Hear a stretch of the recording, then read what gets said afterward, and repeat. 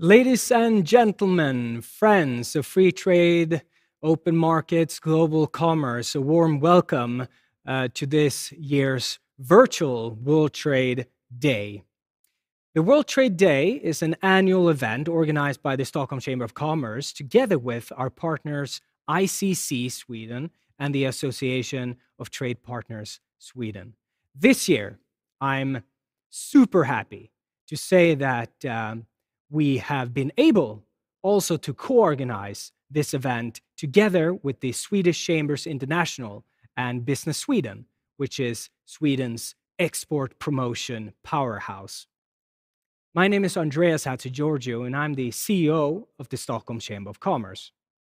Today's event will focus on the launch of the newly revised Global Business Climate Survey, a Team Sweden project, built upon the unique partnership between Business Sweden, Swedish Chambers International, and Swedish embassies all around the globe. It would be an understatement to say that 2020 has been a challenging year.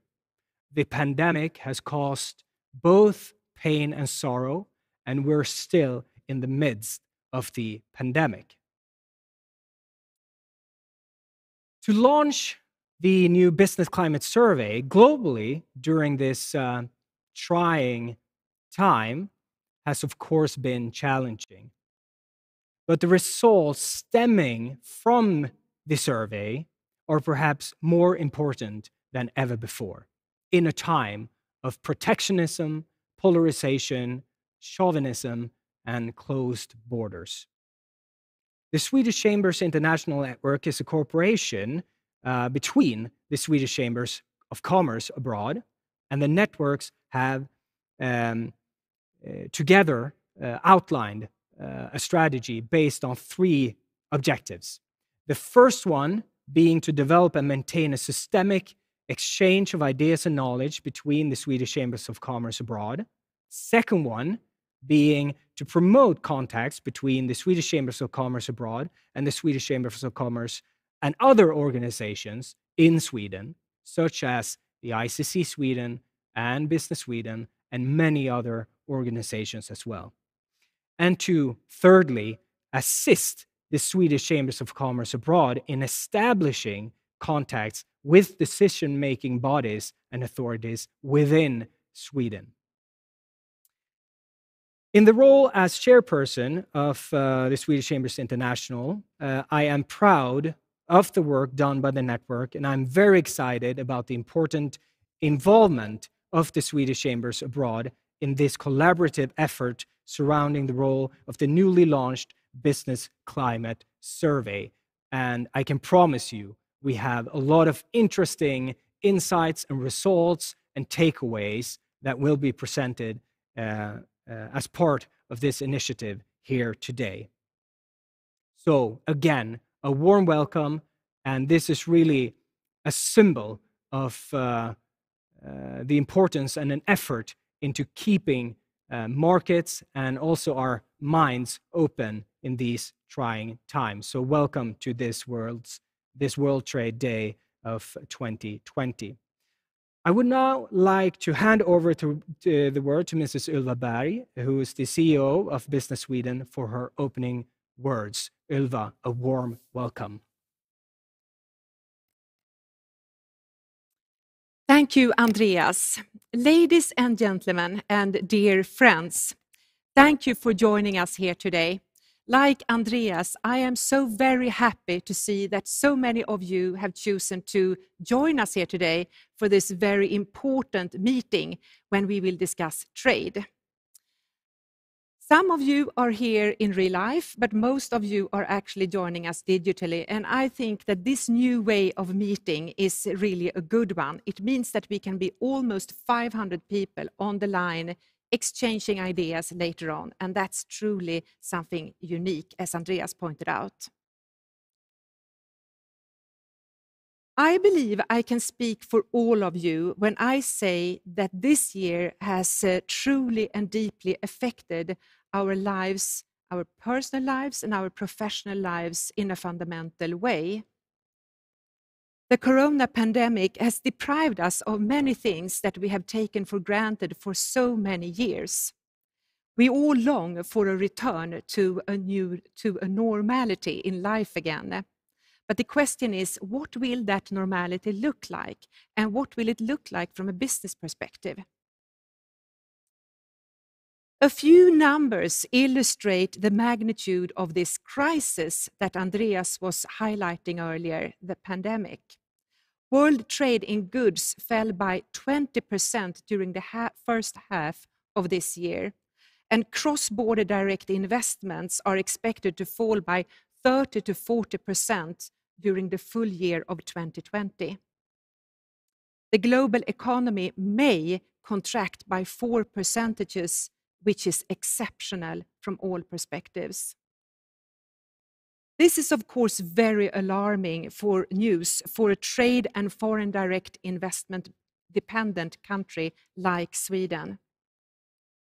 At Business Sweden, we are very closely following the development and doing our utmost to support Swedish companies abroad in the strong belief and hope that the world markets should bounce back to normality. To that end, Business Sweden, the Swedish Chambers of Commerce, the Sweden embassies and consulates have partnered up to produce the Business Climate Survey for 24 markets in the world. We have carried out surveys for more than 20 years in many different markets, but they have all been individually performed. The big difference this time is that we, together, all of us, start to streamline the studies to be able to compare findings and make trends over time. And that is where our partner, the Stockholm School of Economics, is coming in very handy. Because I believe that there has been a shortage for too long in the academic world when looking into what importance and the dependence we have to importance trade is meaning to us in Sweden, and what we can do in order to facilitate an easier life for Swedish companies doing trade. My hope is that this survey will become an annual one, and we all, in close collaboration with the Stockholm School of Economics, will be able to follow trends and extract findings that would make it possible for us to faster understand how to best support Swedish companies in this rapidly changing business landscape. I am happy that we can share some of the results in the report with you here today, and I certainly look forward to listening in to all your comments and the findings that we will be able to find out more about in the next coming hour. Thank you so much and welcome.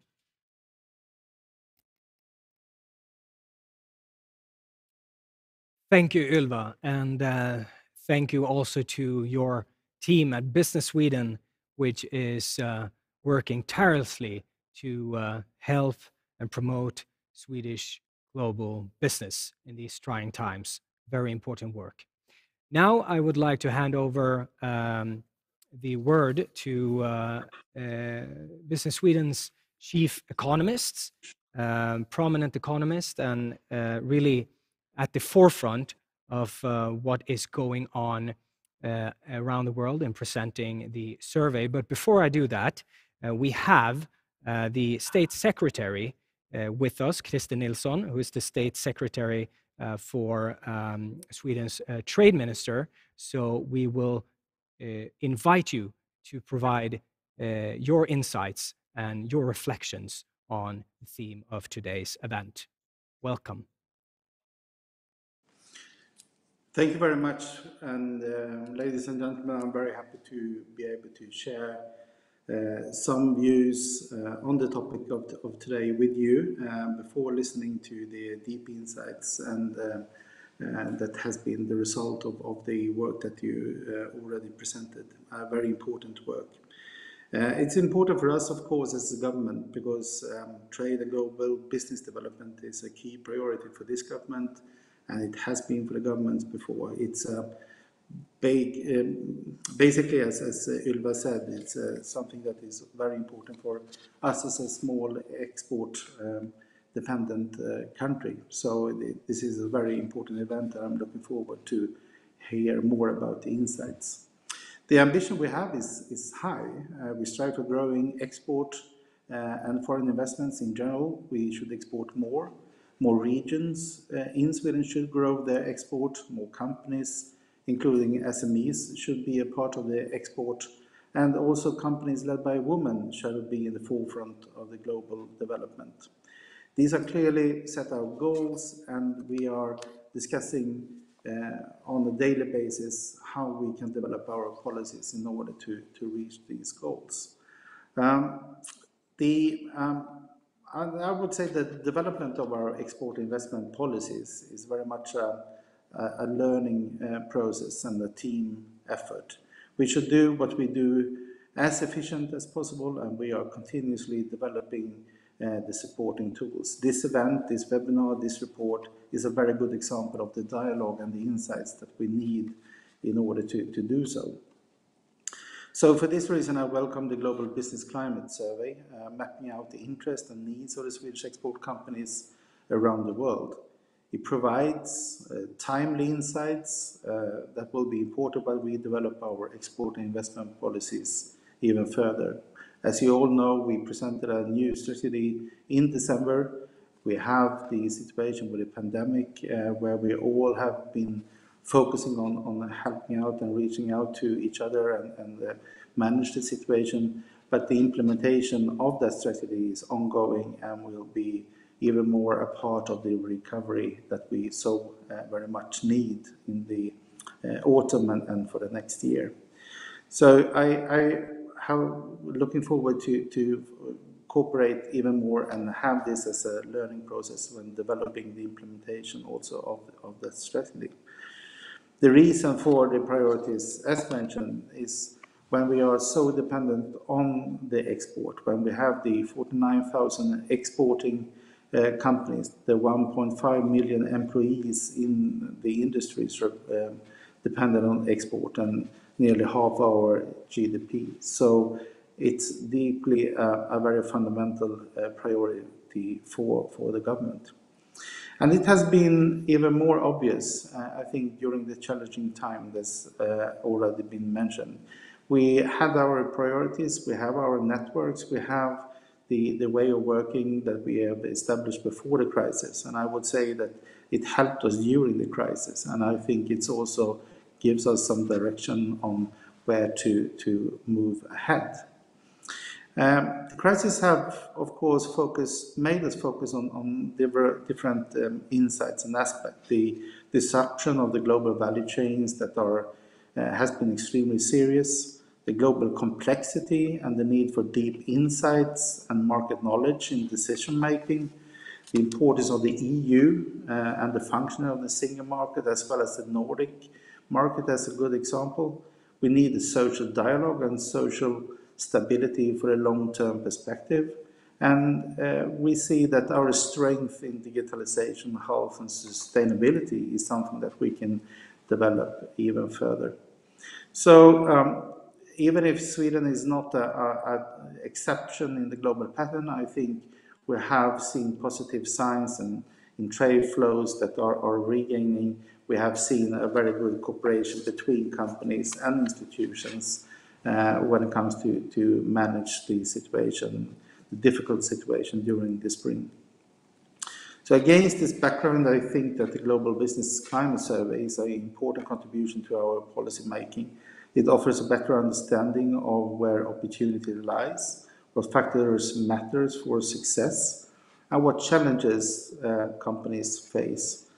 For example, key factors for success includes cost efficiency, brand attractiveness, partnership, local relationship, as well as customer collaboration. And it strikes me that all these aspects of competitiveness benefit from the Team Sweden approach that you, Andreas, also mentioned, and that we promote. Efficient and smart collaboration between various state and private actors under the Swedish brand enable new partnership and focus on new markets and gives us strength in relation to the goals that we want to achieve. And this, of course, can and must be developed further based on the insights in the survey. But also the areas of concern of many companies are a low level of digitalization, labor market regulations, corporate taxation, lack of transparency, lack of equal treatment. Issues supported by our focus on a new platform for international sustainable business, human rights, social dialogue as within the global deal, anti-corruption and inclusive economies. So the questions, both where we see the success factors, but also the challenges, should be taken into account when developing these different initiatives.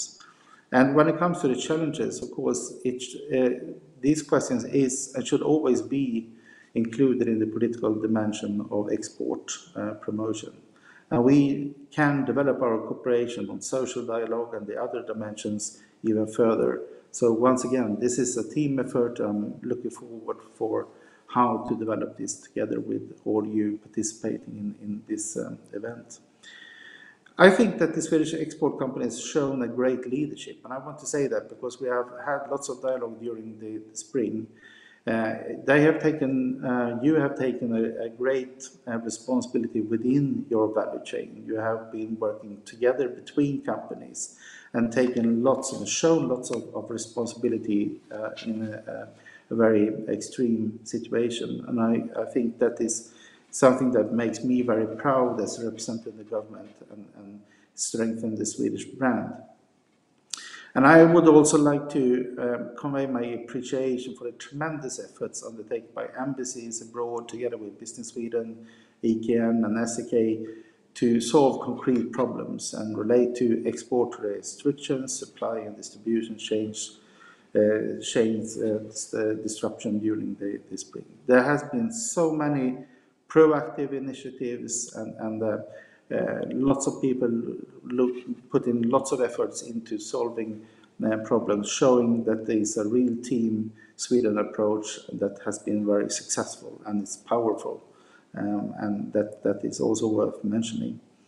So when moving forward, we will focus on the export and investment strategy presented last December. We have taken extra measures during the crisis and are now moving on to restart our joint efforts. We will focus on the export support in all regions for all companies and having sustainability, health and digitalization as a platform. And we will work for a functional global market with a multilateral approach. We have initiated like-minded groups in free trade. We are working with the EU trade policy this autumn, which will be a very important step for safeguarding the policies and politics that we need. And we will include the insights presented that will be presented in today's event, and of course all the discussions that we can listen to, all the insights that you present from the field. So I'm looking forward to cooperate, listen more to the insights, and I'm sure that all the insights for today will be a strength in moving forward, supporting Swedish companies abroad also in the next step. So thank you very much for inviting me, having me, and giving me the ability to say some words, but also most importantly listen to the discussion. Thank you very much. Thank you, Christer Nilsson, State Secretary to the Minister for Foreign Trade and Nordic Affairs, Anna Hallberg.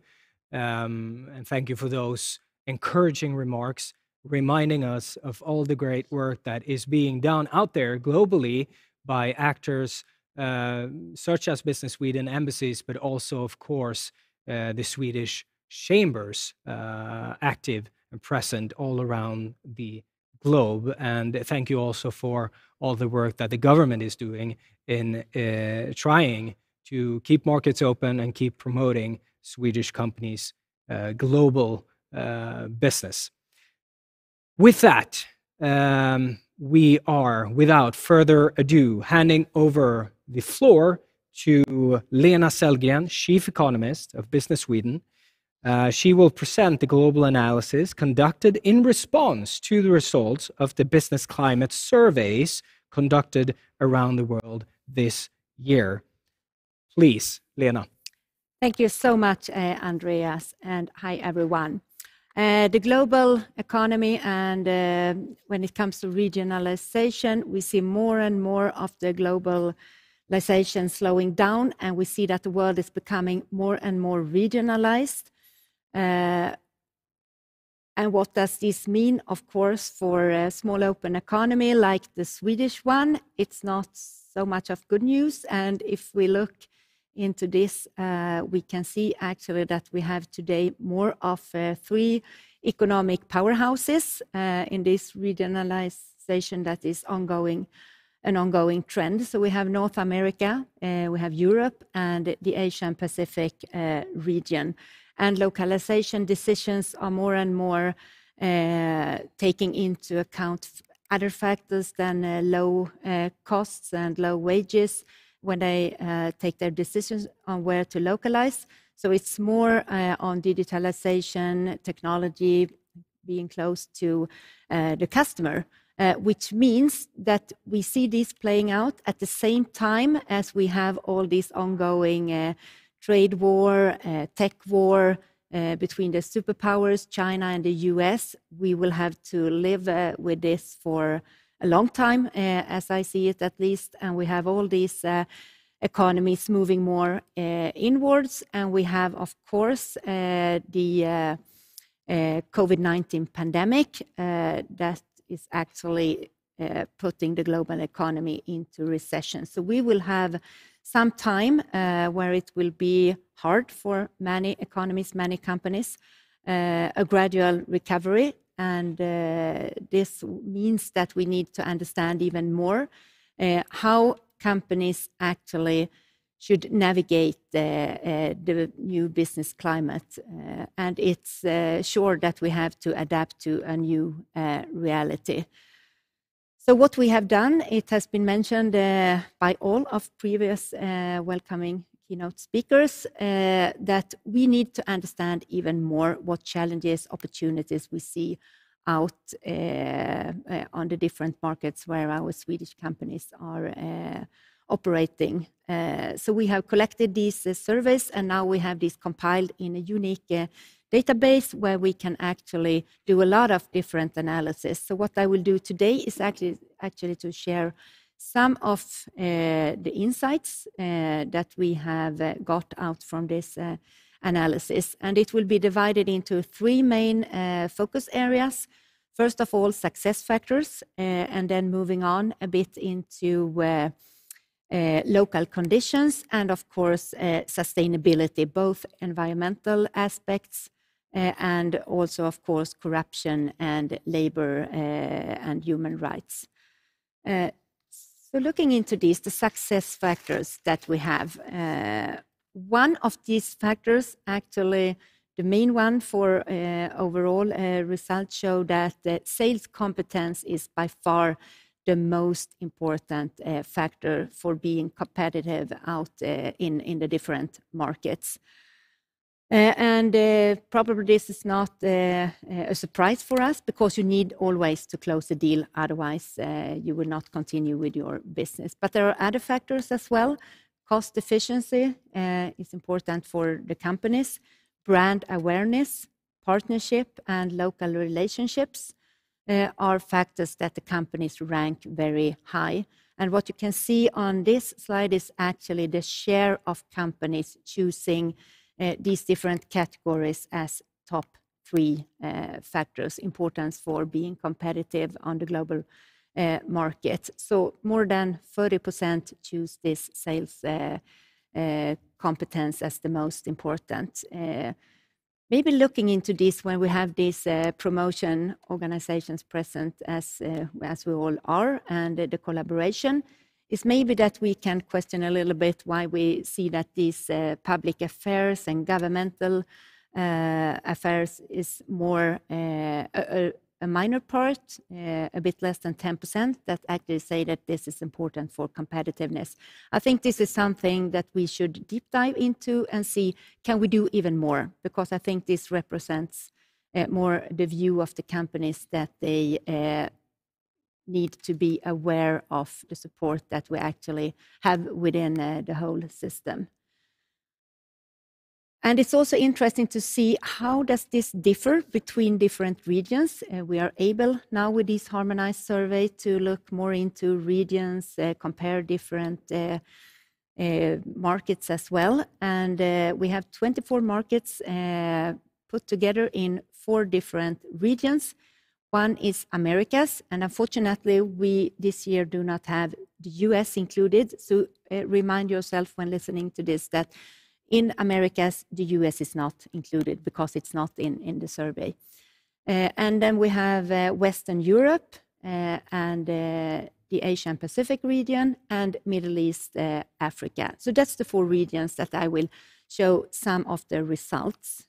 So here you have a lot of information in this slide, but what you can see is that there are some regional differences, but what goes for all regions is actually that cost efficiency is top 3 ranked among all the regions.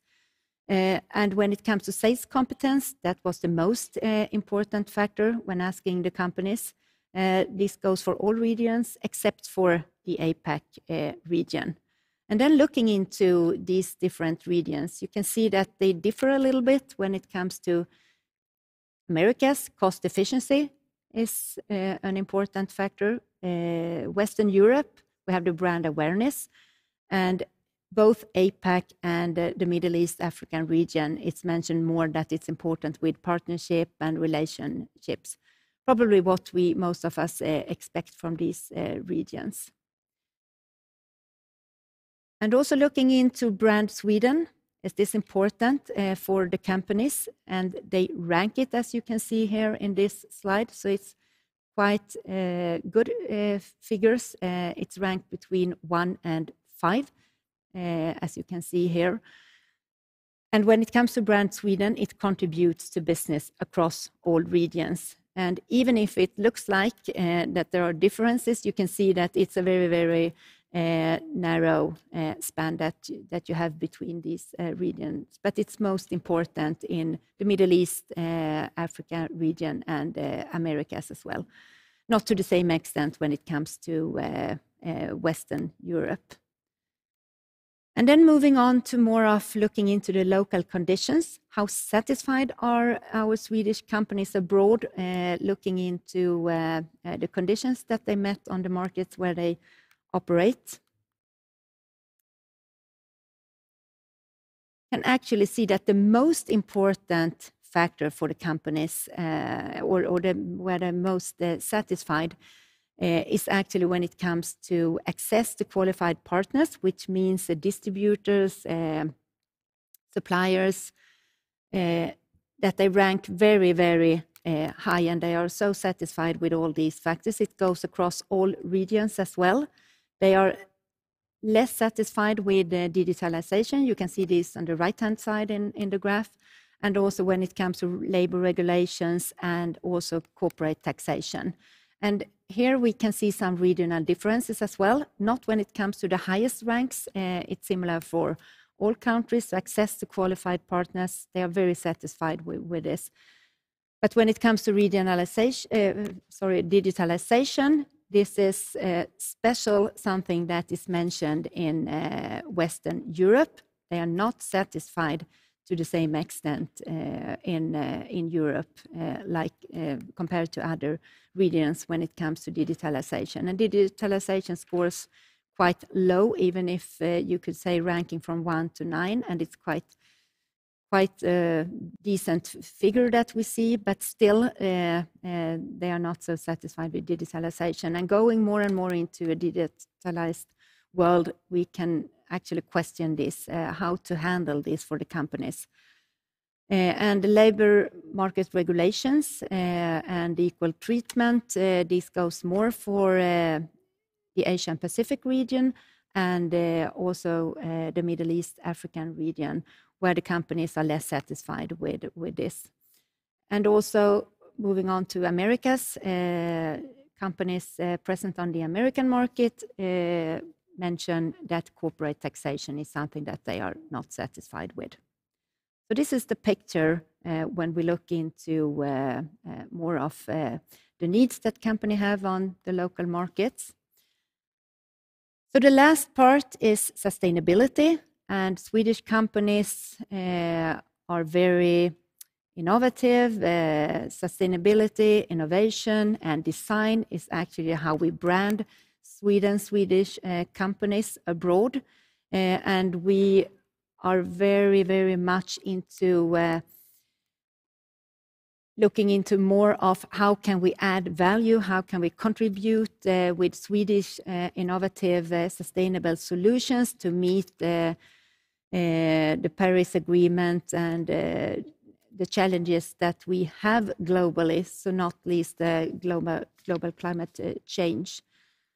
So then it's interesting to ask the companies also, how do they, their customers value sustainability aspects in their purchases when it comes to goods, services, as well as solutions.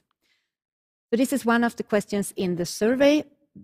Very interesting results that I will show now. And as you can see here, it's a very mixed view on how customers, their considerations of environmental aspects. So 1/3 approximately of the company answered that it's important for their customers with environmental aspects. It's much or very much important for them. But on the other hand, you can see that also 1/3 said that it's not important and not important at all. And also 1/3 that is more neutral about the environmental aspects.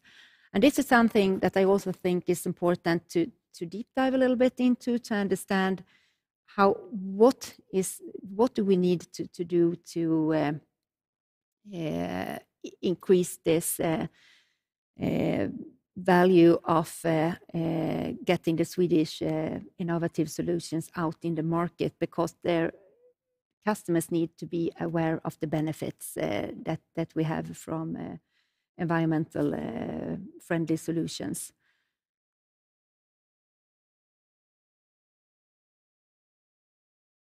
Comparing between regions, we see that it's most important, maybe as expected, in Western Europe. That's the only one. It's ranking from between 1 and 5. So that's the only region where we actually can see that it's passed a bit more than 3 on this ranking 1 to 5. 1 is not important, and 5 is, of course, very important.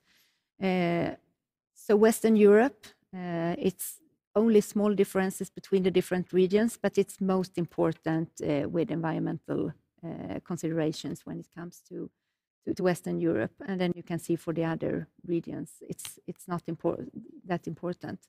So quite low scoring when it comes to environmental benefits, and this needs to be increased, of course, globally. And the last part or factors that we have been looking into is, of course, corruption and human and labor rights.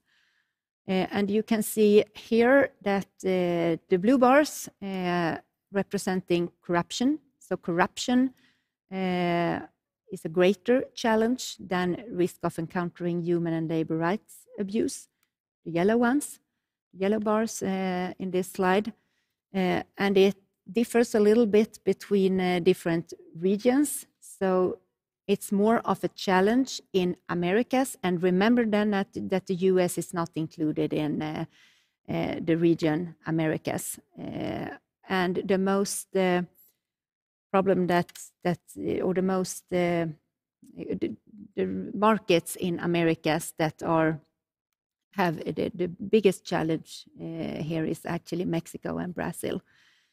And the other regions are, you can see that it's not as important as in Americas and Middle East, Africa. So to summarize this, where do we stand? We can see that there are some markets globally where Swedish companies see a positive, has a positive view on the business climate, and it's Canada, Singapore, closely followed by Hong Kong, the UK, UAE, and France as well. These countries or markets are actually the ones that Swedish companies see have a very good business climate for their businesses. But to summarize, we need to understand even more. We need to do even more work out of this. There is a lot of data that we have collected. We can look into different aspects of this. But what is sure is actually that we see a new business landscape developing out there beyond COVID-19, and we have to adapt to the new reality. Thank you.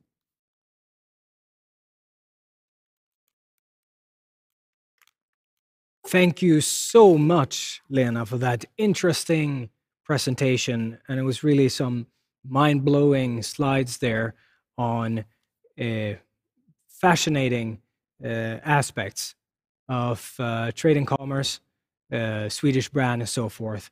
Now it is time for our panel discussion. And I'm happy to say that we have an excellent lineup of speakers with us, both digitally and here in Stockholm. Jonas Lindström is the CEO of Swedesham Brazil. David Hallgren is Vice President of Asia Pacific Business Sweden. Christopher Podgorski is President and CEO of Scania Latin America. Ingmar Eriksson is the General Manager and Global Head of Supply Chain for Cabin Air Tech out of Shenzhen, China. And Susanna Zeko, which is Secretary General of ICC Sweden. Super happy to have this lineup of speakers with us today. And you are watching and participating in the World Trade Day 2020. So I would like to begin with Jonas Lindström out of Brazil. Trade and investment promotion organizations, such as Business Sweden, such as the embassies, such as the Swedish chambers all around the globe, they actively work to promote Brand Sweden. And we just heard Lena Sellgren, the chief economist of Business Sweden, talk about Brand Sweden, which was a question in the survey also. So my question to you, Jonas, how can Swedish companies, together with our trade and investment promotion organizations, continue to keep Brand Sweden attractive globally, rather, and keeping it up to date, and also increasing the awareness around the brand? And also, I will take the opportunity to ask a follow-up question to that question, and that is the million-dollar question, whether you think that Sweden's pandemic response and our strategy has affected the Swedish brand. Go ahead, Jonas.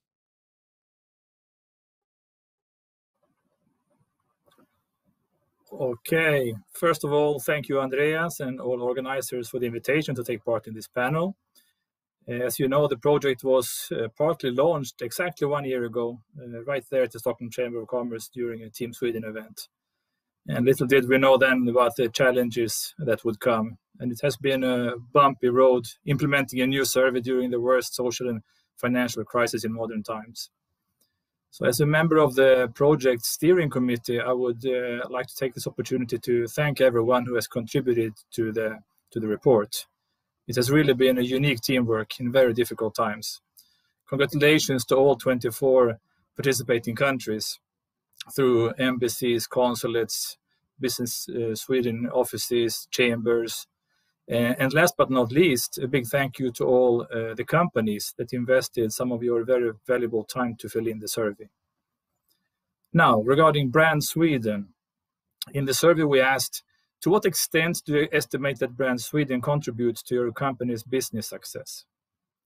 And the result shows that Sweden's brand identity is valued almost equally important across all regions. Only 4% see no value at all in promoting the Swedishness of the product or the service they are offering.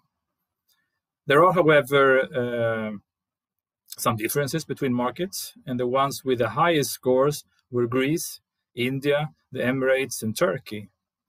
and the lowest, or rather less high, were Portugal, the UK, Canada, and a little surprising, China.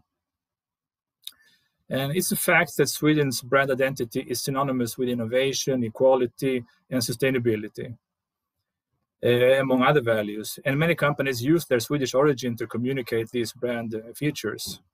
I could give hundreds of examples from all over the world of how local Team Sweden constellations work to promote the best of Sweden at all times. But since we have limited time, just one example from Brazil, where we are running a joint project with the whole team involved, meaning the embassy, the consulates, Business Sweden, and the chamber, where we have produced a series of short videos presenting brief conversations with company employees to find out what are the most striking points of this transition period in which we are all living. And these changes end up being related to concepts such as sustainability, innovation, trust, and responsibility, ideas that are deeply rooted in our culture, and that at this moment end up reinforcing the company's commitment to Brazil in the long run. It's important to be humble and listen and not give the impression that we always know better and we are out there to teach. Promotion is not a one-way communication, and I think having a dialogue is crucial. So we invite local stakeholders, both companies and public authorities, to discuss sustainable business values. And digital media has become even more important in times of social distancing, and we must continue being active and show concrete actions on how our companies work with Swedish values. And this is being done through images, photos, live webinars, videos, interviews, and more. It's really a privilege to work as a promoter of Brand Sweden. And since it is associated with so many positive values, it is a true door opener. And apparently our companies are also proud of representing Sweden. And coming to your second question, Andreas, about if the Corona strategy has hurt the brand Sweden. And looking at the survey results, it doesn't seem that way, since the rating of Brand Sweden is still very high. Here in Brazil, for example, it was pretty much the same as last year. And we have talked about this in the board for Swedish Chambers International, and some directors see that, yes, the brand, at least short term, has taken a hit. It's easy to become a target when you take the high road, as it were. And on this occasion, it was a lonely one. However, even if many articles and media around the world have been critical to the Swedish way of handling the crisis, it's our impression that most people understand that each market is unique, with its own challenges, pre-existing healthcare systems, and of course, demographics. On most markets, Sweden's strategy has been met with curiosity and interest. And again, it's important to be humble and listen to the local decision makers and have a dialogue, since today no one really knows who have made the best decisions. It's a fact that Sweden has been in the limelight of international media more than ever, and this is definitely an opportunity. After all, there is no such thing as bad publicity. All of us who work with promoting Brand Sweden should take this opportunity to talk less about COVID-19 strategies and more about what Brand Sweden really stands for, and all positive values which have made Sweden into the great country it is today. So that was about Brand Sweden. Thank you, Jonas. Extremely interesting and interesting reflections, and also thank you for the hard work that you have been doing also in your role in Swedish Chambers International in coordinating together with other team members this survey. I would now like to move over to China. We're basically virtually now flying across the globe, but without any carbon footprint. So that's an advantage of these virtual meetings. So I would like to move over to China, as I said, and to David Hallgren of Business Sweden. David, sales competence is ranked as the most important factor to maintain competitiveness. Cost efficiency is second. Other almost equally important factors are brand awareness, partnerships, and local relationships, and collaborations with and feedback from customers. So my question to you is, do you think that we will see an increasing trend towards regionalization? We heard also Lena talk about this. regionalization of trade for Swedish companies in the future? That is the question. And I'm asking this because, sure, you might have advantages with global supply chains, but also with regional supply chains, you have some advantages of closer proximity to customers, deeper cooperation with local sub-suppliers and so forth. So what is your take on this regionalization? Thank you, Andreas.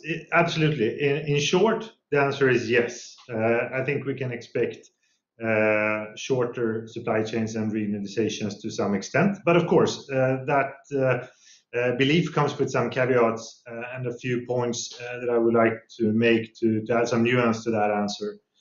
So the first point is that in terms of the physical supply chains, there will likely be a period now where we on average see some shortening of them due to the reasons you mentioned, as well as others, for example, related to risk.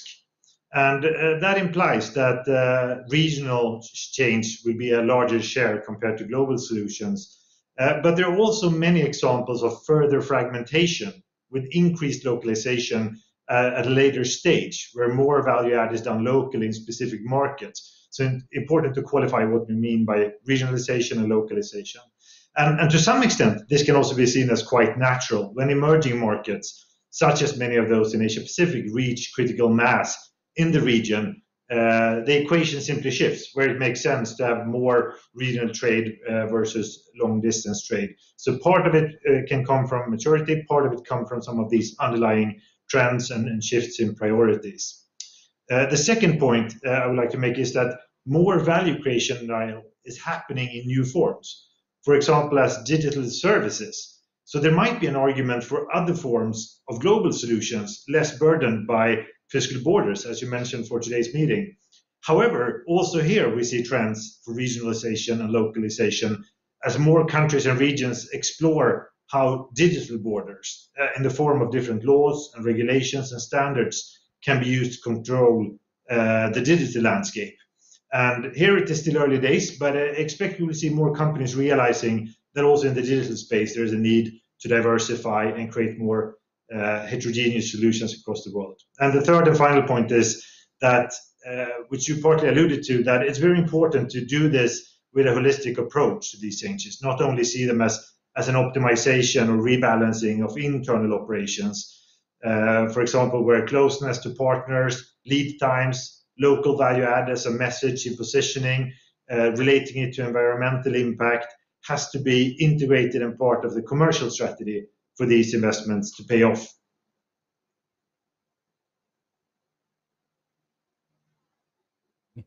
Answer, and it also helps us to widen our eyes in looking at the results from the survey and also the analysis that is provided to us.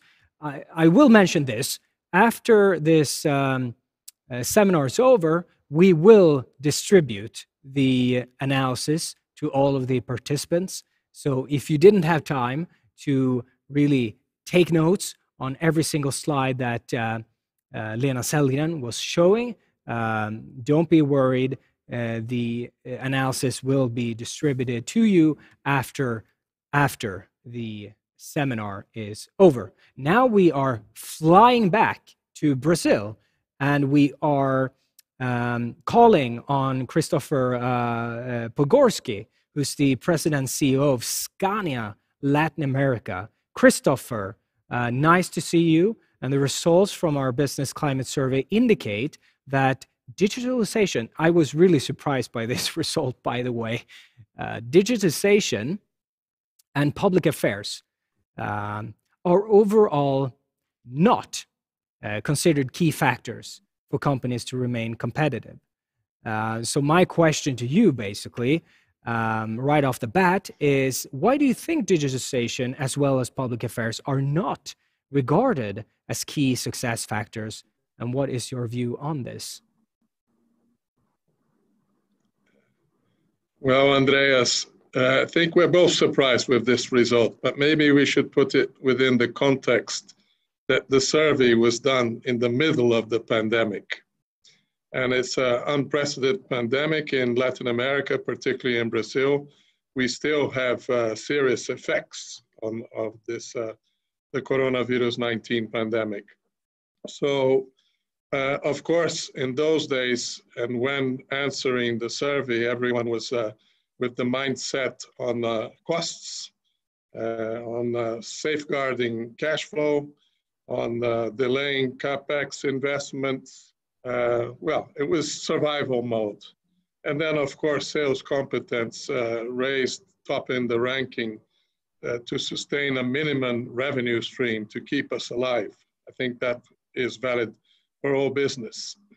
But I believe that the pandemic also taught us a lot. And fortunately, we already were in the digitalization journey. Because digitalization is not only an enabler for successful business environment, but in this case, during the pandemic, it was not an enabler, it was essential for business continuity. So that's point number one. So different companies, different maturity levels, different roadmaps can explain why digitalization was not top in the ranking. But in our view, digitalization is key for cost efficiency and higher competitiveness. In our case particularly, we have been for years developing sustainable transport solutions and connectivity, and digitalization seems to be fundamental in order to gain efficiency, reduce the carbon footprint, etc., in any transport or logistics systems.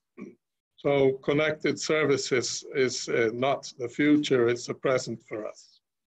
And particularly here in our industrial hub in São Paulo, we are investing tremendously in Industry 4.0, in automation, in data warehousing, data analytics, advanced analytics, data mining, artificial intelligence, you name it.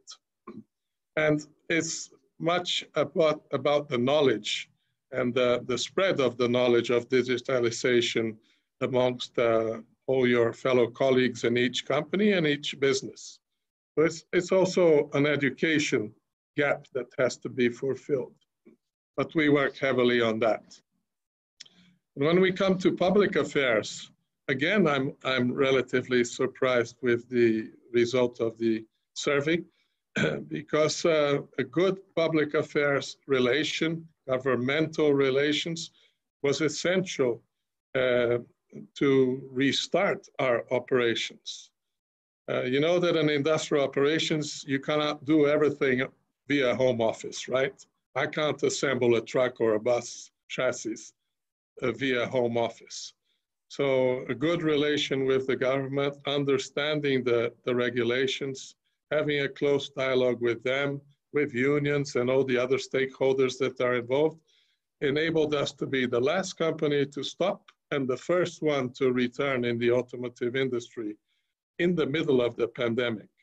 But we were shut down for 5 weeks, and until we were sure that we had all regulations fulfilled, ticking all the boxes, securing safety and sanitization regulations attended in a clear way, we were not able to restart. So being a global company, being present in 120 countries, it is essential to have good public affairs activities to understand the business environment and even to be some kind of a competitive advantage. So these 2 points were low in the ranking, but they were essential during the pandemic and still are right now to define what is the new business environment, the new normal, the new landscape, as Lena explained. Thank you so much, Christopher, for your interesting remarks. And let's fly back to China and join Ingmar Eriksson of Cavenair Tech out of Shenzhen in China. So Ingmar, thank you for joining us. Swedish companies are according to the survey and the analysis, least satisfied with local levels of digitization, jumping off the question and the conversation with Christopher we just had on digitization as well. So in terms of meeting the needs of companies at the local level, what is your take on the level of digitization, and do you think that we might be able to see an improvement in local levels of digitization as a result of the COVID-19 crisis?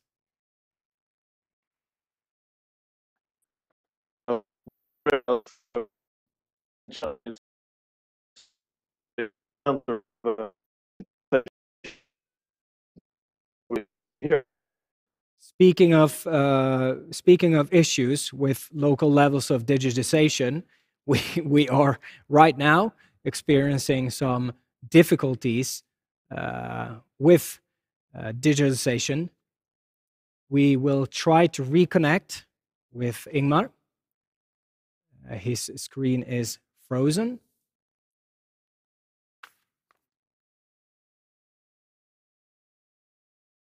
We are trying to again reconnect with Ingmar.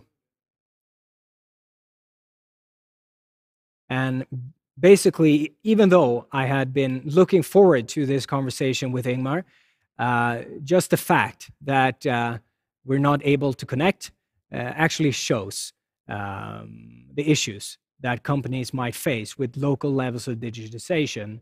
And although the pandemic is terrible in many ways, we might see improvements after the COVID-19 pandemic. I suggest we move on to our next speaker, who is luckily not trying to connect with us over link, but rather with us here today in Stockholm. A warm welcome to Susanna Zeko, Secretary General of ICC Sweden. You are with us here in person, and I'm glad to have you here. So my first question to you, Susanna, is to which extent you think that the pandemic will overshadow efforts on more sustainable business? Thank you, Andreas. And to be honest, and this maybe it goes a bit against the result of the survey that we had presented here today, but I don't agree that the pandemic will overshadow company sustainability work, and mainly for 3 reasons. If I look at my member companies and their work on sustainability, it's quite clear that they are in it for the long run. It's not a philanthropic exercise for them, and it's not either a sweet add-on to their daily operations. It's hardcore strategical business, and they simply can't afford to not focus on sustainability due to the pandemic crisis. That's the first dimension to it. The second one is that rather than overshadowing sustainability, I see a new focus on environmental issues and long-term resilience. More people have learned that deforestation and other environmental damages has increased the transmission of diseases from animals to human beings. And once again, pointing out that the health of people is closely linked to the health of our planet. And finally, I also note that the social impacts of the pandemic have sort of unboxed the importance of new dimensions on sustainability for several companies. And mainly, I see a growing focus on issues as unemployment, inequality, and poverty.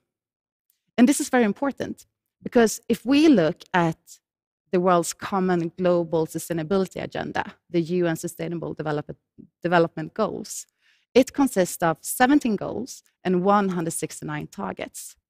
These are all truly connected. And our most successful sustainability-driven companies, they have a very holistic approach to their sustainability work. And I believe that after the pandemic, we will see even more successful sustainable businesses arise. Very interesting. So in addition, Susanna, to these efforts to greening the economy, greening the business models, what are the key business success factors that you see in the future? And adding to that, I mean, the Stockholm Chamber of Commerce, the ICC here in Sweden, not the least, we together try to collaborate. Every year we collaborate on the World Trade Day, which is an amazing collaboration. But how do you think that we in a wider scope could collaborate, even with more actors and more stakeholders? So in regards to your first question, I mean, I already raised the importance of thinking long-term and thinking on sustainability. To that, I would also like to add to think global. Please don't fall into short-sighted post-crisis trends of onshoring, domestic self-sufficiency, and bringing home and safeguarding your supply chains. Seek your greater safety in international diversification, because economic logic almost always show that this is the right approach. Unfortunately, in regards to challenges, some politicians often don't. In regards to the collaboration point, I really want to raise the importance of Business Sweden here, because we need to understand that the concept of Business Sweden is unique in the collaboration between state and business. This is something we have to take care of, and we have to make sure that the work carried out by Business Sweden on a local level is properly financed. I also want to raise the importance of the upcoming Expo 2021, which I believe will be really important. Because after the pandemic, I believe that the Expo will be a bit like today, sort of like an international trade kickoff. And we have to be there, government and business, to illustrate that we are innovative and that we are open for international collaboration. So there is an excellent platform on how we can work together and showcase what we do best on an international level. Thank you, Susanna, and thank you for the work that you are doing for ICC here in Sweden, and also the work that ICC is doing globally. Really important things, so thank you. Thank you. It seems like digitalization is not failing us after all, and we have Ingmar with us, so please, without any ado. Hello, Andreas, if you can hear me now this time. I was looking forward to talking to you about digitalization, but I think we were maybe affected by what we call here the Great Chinese Firewall, which sometimes make international communication a little bit more difficult. But maybe now it's working again, so thank you for having me. So I wanted to say that digitalization here in China is really something else, especially from the standpoint of daily life. So for instance, as an example, everything is paid and handled via your mobile phone. Without your mobile phone, you're nobody, you're nothing. Cash is not used, credit cards even less. And there's two apps that handle everything. And it's not only payments, it's also communication as well. It's like instead of having a business card, you have a QR code, social media, WeChat, and then you're connected. And then you never need to have an email or anything. So it's very, very, very different. I wanted to say also, I have some new facts from this week, actually. The 13 million populated Shenzhen, where I'm living, has just reached full 5G coverage this month. And they have actually installed more than 46,000 base stations, becoming the world's first 5G city. And this is more base stations here in Shenzhen than it is deployed in all of Europe at this point. So you can understand the speed of digitalization that is going on here in China. All over China, they have already deployed more than 400,000 base stations for 5G. So it's really, really moving fast. But there is also a contrast, and that's what I found very interesting and strange. Banking and corporate payment systems are way behind what we would expect with this digitalization level. So here, physical signatures and especially the for China so typical company chop, which is a registered rubber stamp in red ink. That's much more important than any signature from the general manager like myself. I put a red stamp on the paper and with no name. That's what they want to have. So very big contrast. And you also had a follow-up question there about what we expect post-COVID. I think for China, COVID was a very short adventure, and the speed of the digitalization is not stopping for anything. So we're just moving very fast ahead. Thank you so much, Ingmar. And interesting to see also that you think that digitization is going with intensive speed ahead. So thank you. And it's actually, time flies when you have fun discussions and interesting conversations. And it's actually time already to wrap this seminar up. So for the final words, I'd like to invite up Business Sweden's CEO, Ylva Berg. Thank you, Andreas, and thank you all of you who have been with us this day on the World Trade Day this year. I believe it has been some very interesting discussions, and I would like to extend a big thank you to all our speakers and panelists. I think it has been very, very interesting to listen to all of you, to your bright comments, and hear all your insightful comments on the matter of international trade. And especially in a time that is so much colored by the corona pandemic. I can agree with some of you that some of the results have actually been pretty surprising in this survey. And one is, of course, the importance of the level of digitalization that I was also very much surprised to see. But also another one that kind of jumped out when I read the findings, and that was that the level of thinking green and thinking in a sustainable way didn't come through in a much clearer way than what it did. But my hope and my ambition is that this year is the starting point for this business climate survey, and that we will continue to collaborate with the Swedish Chambers of Commerce, with the Swedish embassies and consulates, and also with the Stockholm School of Economics, and do this in this fantastic good Team Sweden spirit that we have had a collaboration during the last year, and that we will continue building on the knowledge and the data bank that we have started now to build up. And next year, maybe we will find totally new findings when time has passed and this new reality has kind of settled in with us.